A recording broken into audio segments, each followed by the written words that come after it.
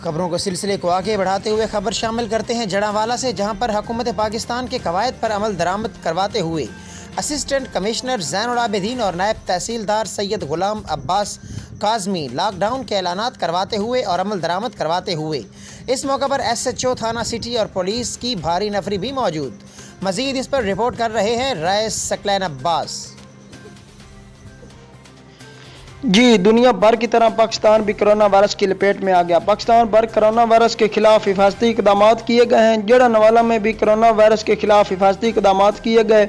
Assistant commissioner Zainul Abidin और नायब तहसीलदार सैयद गुलाम Abbas Kazmi lockdown के ऐलानात करवाते हुए अमल दरामद करवाते हुए और इस मौका पर SHO थाना सिटी और पुलिस की भारी नफरी मौजूद थी। असिस्टेंट कमिश्नर और इंतजामिया का कहना था कि जो महदूद है वही महफूज है।